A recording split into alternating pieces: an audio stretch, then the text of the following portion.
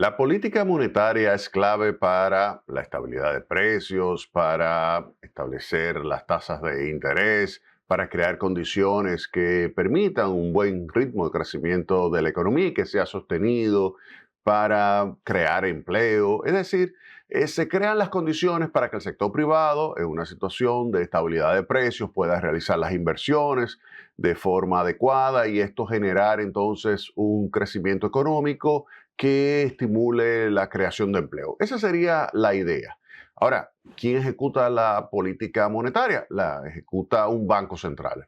El Banco Central de la República Dominicana, el Banco Central de Inglaterra, el Banco Central Europeo y el Banco Central de los Estados Unidos, que se denomina la Reserva Federal. Ese es el más importante del mundo. Define la principal moneda, que es el dólar, y en consecuencia hay que darle mucho seguimiento a lo que sucede con la Reserva Federal. Y por eso es que nosotros nos mantenemos haciendo un análisis de forma permanente del tipo de política monetaria que ejecuta y que podría ejecutar la Reserva Federal. En ese sentido, hemos estado viendo que continúa la confrontación entre la Casa Blanca y la Reserva Federal.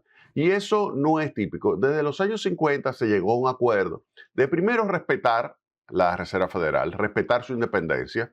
Se ha demostrado que los bancos centrales independientes, autónomos, son los bancos centrales que pueden ejecutar una política monetaria más compatible con la estabilidad de precios, es decir, un entorno más adecuado para que el sector privado pueda, dada esa estabilidad, pues generar un ritmo de crecimiento sostenido.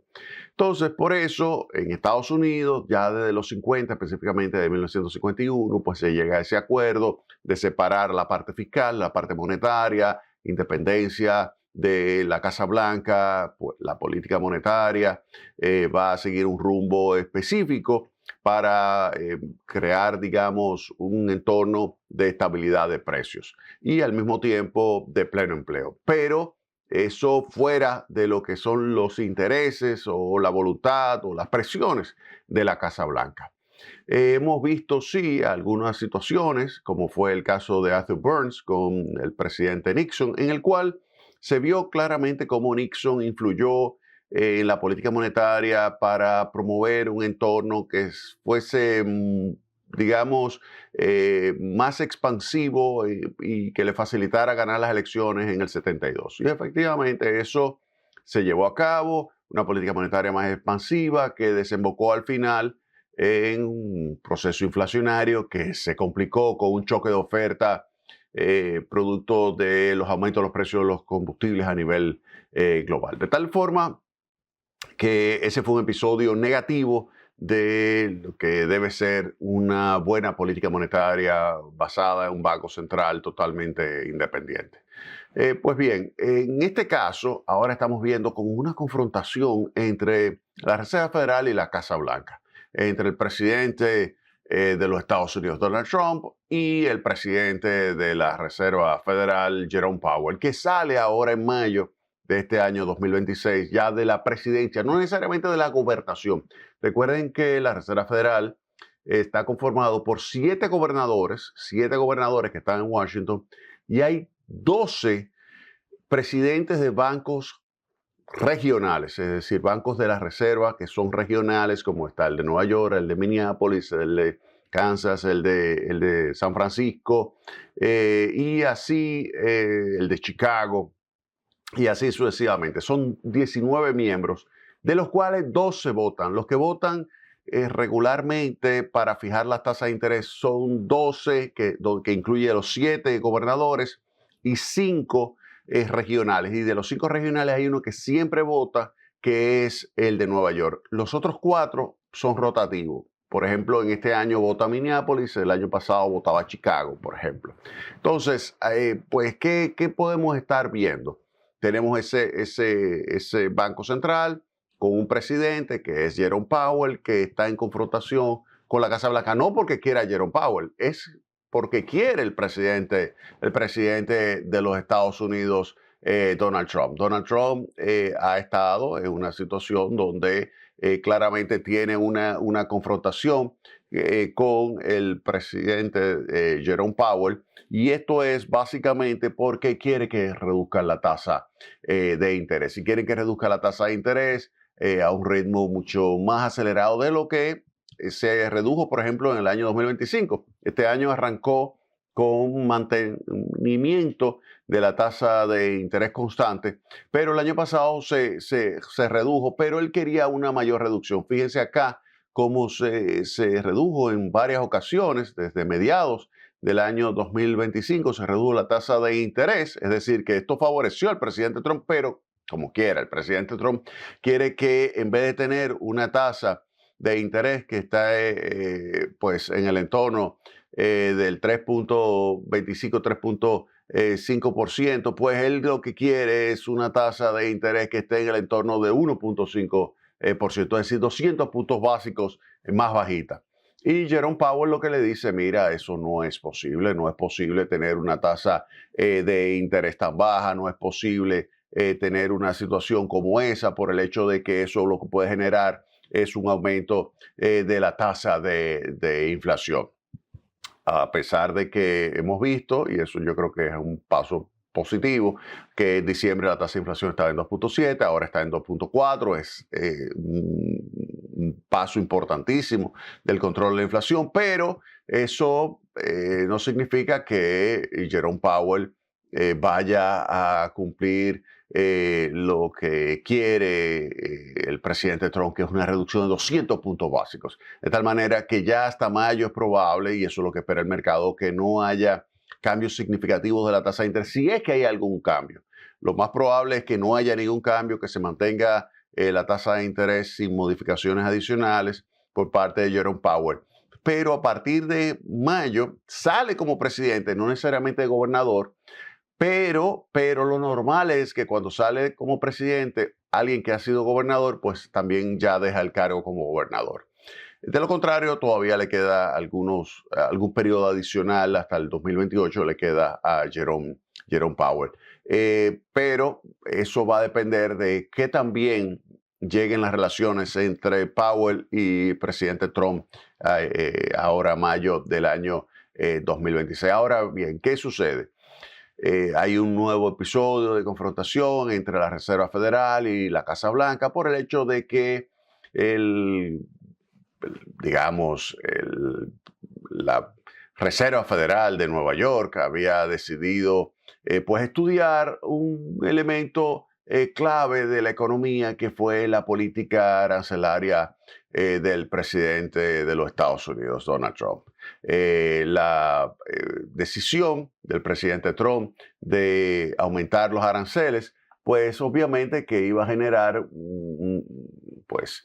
una confrontación con la Reserva Federal por el hecho de que podía provocar eso un aumento de la tasa de inflación. Y ante esa situación, y ustedes lo vieron que por meses hubo una confrontación con Jerome Powell, pues es lógico que la Reserva Federal estudiara el tema.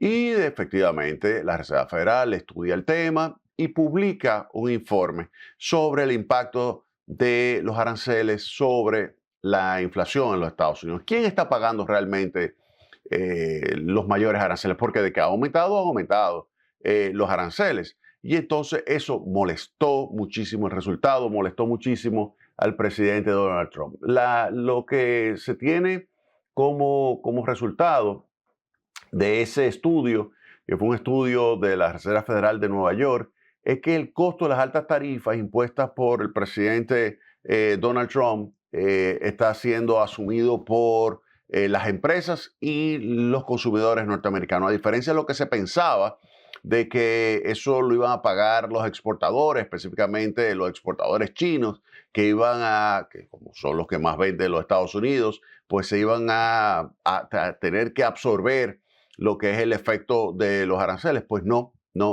Y esto es algo que molestó a Trump, y es que la Reserva Federal confirmó que casi el 90% del costo de los aranceles lo está pagando el consumidor y las empresas, porque usted dice, pero si el arancel que estableció el presidente de los Estados Unidos subió de 2.6% promedio a un 13%, 13, 14%, como dijo Gita Gopinath en un estudio también que hizo con un profesor de la Universidad de Chicago. Recuerden que Gita Gopinath es profesor de la Universidad de Harvard y escribió un estudio también sobre este tema, y para ellos el 94% del arancel nuevo que se estuvo aplicando en el año 2025, pues quien lo pagó es la combinación del consumidor norteamericano y de la empresa norteamericana, es decir, del importador.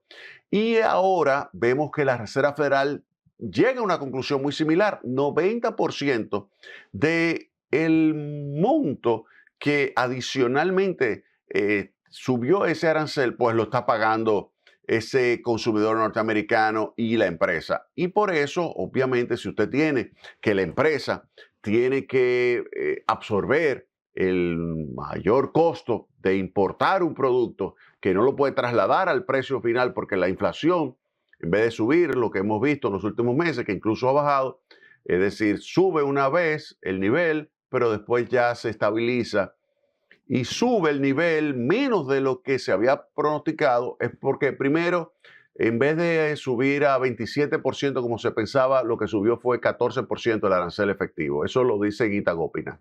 Eso lo confirma la Reserva Federal. Dice, es verdad, subió alrededor de 13%.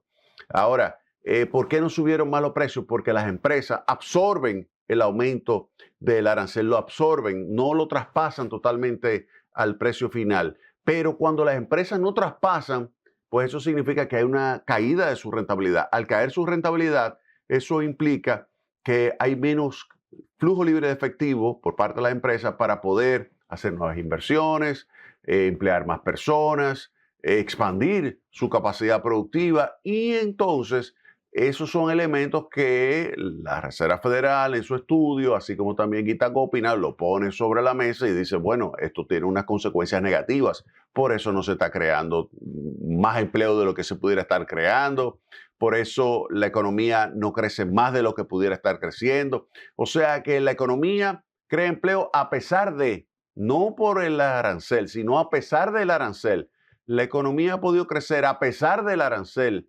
La economía ha destruido menos empleo de lo que se pensaba a pesar del arancel. Es decir, que hay muchos elementos que hay que tomar en cuenta. Y ahora vemos cómo la Reserva Federal, así como lo había hecho Gita Gopinath, pues la Reserva Federal también llega a la conclusión de que efectivamente casi el 90% del costo de esos aranceles pues recayó sobre las empresas y los consumidores estadounidenses. Eso provocó que Kevin Hassett, que es el director del Consejo Económico Nacional, que es el órgano que coordina la política económica del presidente de los Estados Unidos, pues usted no se imagina, le entró fuertemente, criticó a los autores de ese estudio, a la Reserva Federal, le dice que esos autores son personas, al estilo como lo hace Donald Trump, o sea, de críticas fuertes. Y obviamente eso recae sobre Jerome Powell, porque es el presidente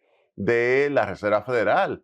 Y pues Kevin Hassett dice que eso es una vergüenza, el trabajo que han elaborado esos autores de la Reserva Federal de Nueva York, que es una vergüenza. Afirmó que es el peor paper que ha visto en la historia del sistema de la Reserva Federal y que deberían ser disciplinados. Y eso, obviamente, que molestó no solamente a Jerome Powell, sino también a Neil Kashkari, que es el presidente de la Reserva Federal de Minneapolis, que dice, no, mira, en realidad usted no está atacando el paper. Ustedes no están atacando a los autores de la Reserva Federal. Ustedes lo que están atacando a la Reserva Federal porque no están de acuerdo con la política monetaria que se ha estado ejecutando, que es la responsable de que la tasa de inflación ya esté en 2.4%. Todavía no ha llegado al 2%, pero se ha reducido la tasa de inflación. Lo que le dice a usted que efectivamente hay un esfuerzo de la Reserva Federal para reducir la tasa de inflación y que tuvo razón en no reducir excesivamente la tasa de interés de política monetaria, porque si la reducía excesivamente, esa tasa de política monetaria podía generar una situación en la cual se podía producir junto con los aumentos de los aranceles, un mayor aumento de los precios. De tal forma que el presidente de la Reserva Federal de Minneapolis, Neil Kashkari, defendió a los economistas de la Reserva Federal, específicamente la de Nueva York, pues sostuvo que la postura de Kevin Hassett de criticar a estos autores constituye un nuevo intento de la administración Trump de presionar a la Reserva para que ésta baje la tasa de interés más de lo que se debería bajar. Y esto le genera obviamente un reto enorme a pues Kevin Warsh. Recuerden, Kevin Warsh es la persona que ha seleccionado el presidente de los Estados Unidos para sustituir a partir de mayo a el presidente Jerome Powell como jefe de la Reserva Federal. Y esto va a generar una situación en la cual Kevin Warsh va a enfrentar un reto considerable, pues deberá reafirmar la independencia del Banco Central en medio de crecientes presiones políticas. No va a ser fácil. O sea, el trabajo de Kevin Warsh, ustedes no se lo imaginan, será sumamente difícil, porque es que Trump va a presionar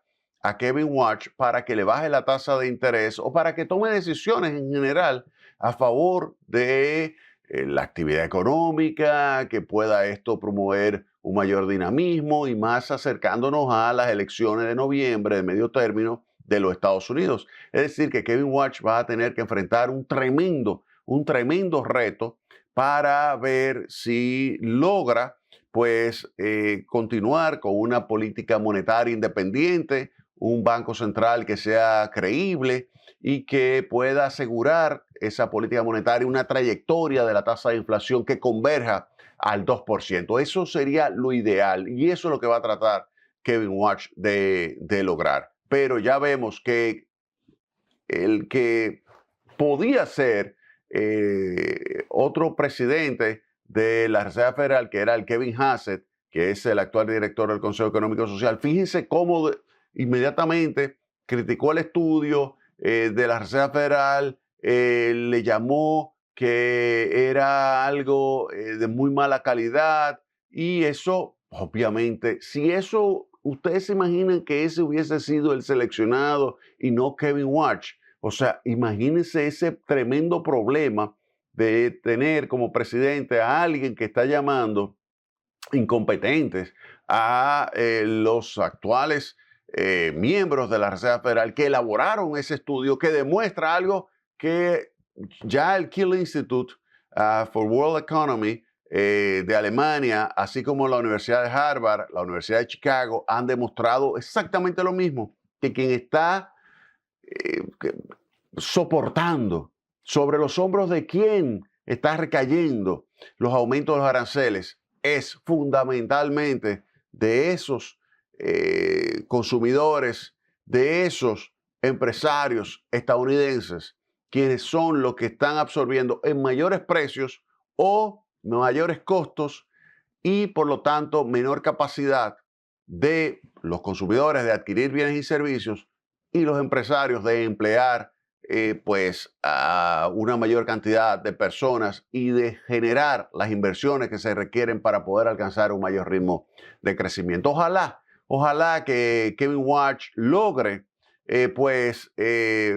mantener la confianza en el banco central más importante del mundo, la Reserva Federal. Ojalá que Kevin Warsh logre sortear las presiones de Donald Trump y que se mantenga la confianza en el dólar y que de esa forma se logre mantener un entorno a nivel global que sea propicio para un crecimiento con estabilidad.